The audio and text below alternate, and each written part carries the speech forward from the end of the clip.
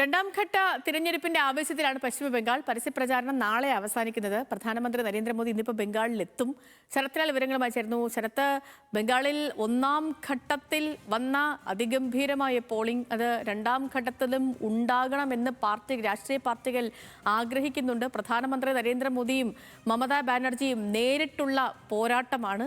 രണ്ടാം ഘട്ടം അവസാനിക്കുന്ന ഘട്ടത്തിൽ നാളെ പരസ്യപ്രചാരണം അവസാനിക്കാനിരിക്കെ അവസാന മണിക്കൂറിൽ ബംഗാളിലെ കാഴ്ചകൾ എങ്ങനെയാണ്? Good morning Sethulakshmi. ബംഗാളിനെ സംബന്ധിച്ചോളം വളരെ നിർണായകമായ ഒരു തെരഞ്ഞെടുപ്പ് എന്ന് തന്നെ പറയേണ്ടി വരും.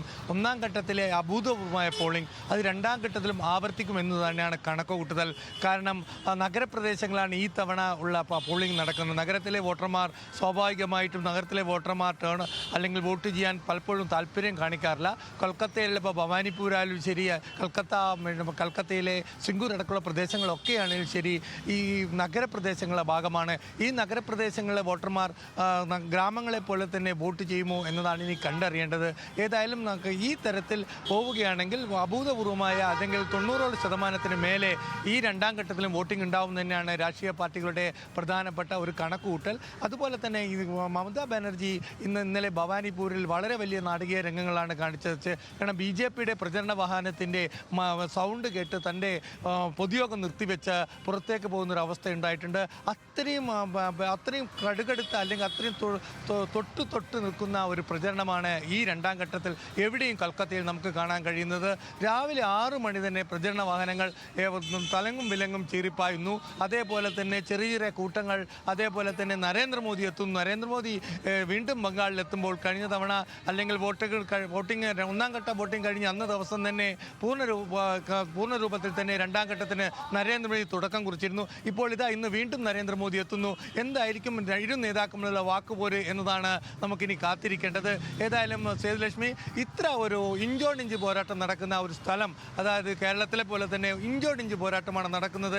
എല്ലാ കാര്യവും പിടിച്ചു നിൽക്കാൻ തൃണമൂലിനെ മാറ്റാൻ BJPയും എന്ന ഒരു രീതിയിലാണ് കാര്യങ്ങൾ മുന്നോട്ട് പോകുന്നത്. ഒന്നാം ഘട്ടത്തിൽ BJPക്ക് മുൻതൂക്കം ലഭിക്കുമെന്ന ഒരു ധാരണ BJPക്കുണ്ട്. അതോടുകൂടി തന്നെ വർജിത്ത വീര്യത്തോടു കൂടിയാണ് BJPയും പ്രചരണ രംഗത്ത് ഇറങ്ങിയിരിക്കുന്നത്. ഭവാനിപ്പൂരിലെ കാഴ്ച തന്നെ അതുതന്നെയാണ്. ഭവാനിപ്പൂരിൽ മമതാ ബാനർജി 2 ദിവസമായി ഭവാനിപ്പൂരിൽ തന്നെയാണ്. ഇന്നലെ അഭിഷേക് ബാനർജി മറ്റു ഹൗറ അടക്കമുള്ള സ്ഥലങ്ങളിൽ അഭിഷേക് ബാനർജി പ്രചരണം നടത്തുന്നു. നഗരപ്രദേശങ്ങളിൽ നിലവിലുള്ള ഒരു കണക്കനുസരിച്ച് നഗരപ്രദേശങ്ങൾ തൃണമൂലിൻ്റെ കോട്ടയാണ്. ആ സ്ഥലത്തിലേക്ക് അവിടെ കടന്നു കയറാൻ BJPക്ക് കഴിയുമോ എന്നതാണ് ഇനി അറിയേണ്ടത്. കഴിഞ്ഞ നിയമസഭാ തെരഞ്ഞെടുപ്പിൽ തൃണമൂലിന് മികച്ച പ്രചരണം കാഴ്ചവെക്കാൻ കഴിഞ്ഞ പ്രദേശങ്ങളാണ് കൽക്കത്ത സൗത്തും ഡയമണ്ട് ഹാർബറും ഒക്കെ. ഇതിനിടയ്ക്ക് ഡയമണ്ട് ഹാർബറിലെ SPയെയും അതേപോലെ തന്നെ പോലീസ് ഉദ്യോഗസ്ഥരെയും തെരഞ്ഞെടുപ്പ് കമ്മീഷൻ മാറ്റിയിട്ടുണ്ട്. കാരണം തെരഞ്ഞെടുപ്പിൽ ഒരു പാർട്ടിക്ക് അനുകൂലമായ നടപടികൾ എടുത്തു എന്ന കാരണം ചൂണ്ടിക്കാട്ടിയാണ്. കാരണം ഡയമണ്ട് ഹാർബർ അറിയാം അഭിഷേക് ബാനർജിയുടെ ലോക്സഭാ സീറ്റാണ്. 2014 മുതൽ അഭിഷേക് ബാനർജി അവിടെ നിന്ന് വിജയിച്ചു വരികയാണ്. തൃണമൂലിൻ്റെ കോട്ട എന്ന് പറയുന്ന അവിടെയാണ് ഇപ്പോൾ ഒരു SPയെയും അതുപോലെ 4 പ്രധാനപ്പെട്ട പോലീസ് ഉദ്യോഗസ്ഥരെയും മാറ്റിയിരിക്കുന്നത്. എന്തായാലും ഈ തരത്തിൽ തെരഞ്ഞെടുപ്പ് കമ്മീഷൻ്റെ ഇടപെടൽ വളരെ കൂടുതലാണ്.